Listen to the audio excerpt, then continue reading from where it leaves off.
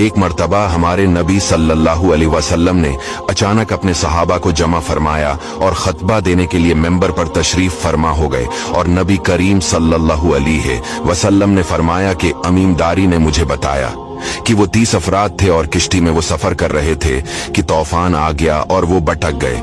तकरीबन महीना भर वो समंदर में घूमते रहे और एक दिन सूरज गुरूब होने के वक्त एक नामालूम ईलैंड पर वो पहुंचे। उन्हें वहां सयाह रंग की मखलूक नजर आई जिसके जिस्म पर बाल बहुत ज्यादा थे। उन्होंने उससे पूछा कि तुम कौन हो? उसने कहा मैं जासूस हूं और कहा कि हमें अपने बारे में कुछ बताओ। उसने कहा कि ना मैं तुम्हें कुछ बताऊंगा न तुमसे कुछ सुनूंगा।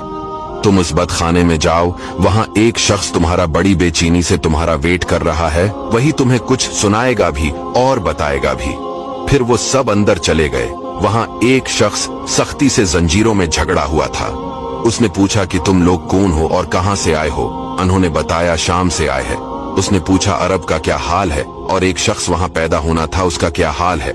यानी हमारे नबी अलैहिस्सलाम के बारे में पूछा। सहाबा ने बताया कि वो अच्छे हाल में है।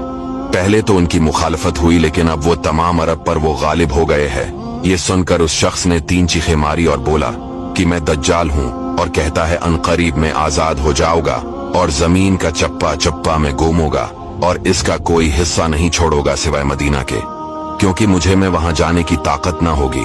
और एक रिवायत की रोशनी में ये बात भी कही जाती है कि दज्जाल को हजरत सुलेमान अलैहिस्सलाम ने कैद किया था।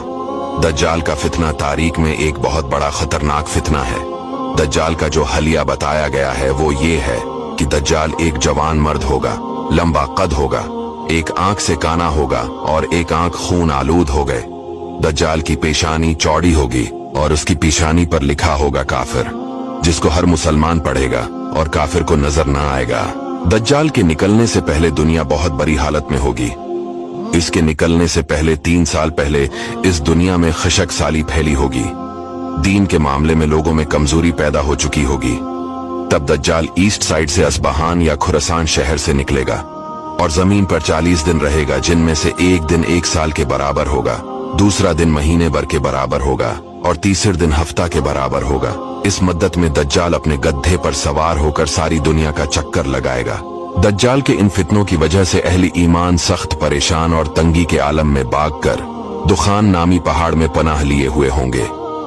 लेकिन दज्जाल उनका पीछा करके पहाड़ का गैरा करेगा। तब अल्लाह पाक हजरत ईसा अलैहिस्सलाम को नाजिल फरमाएगा।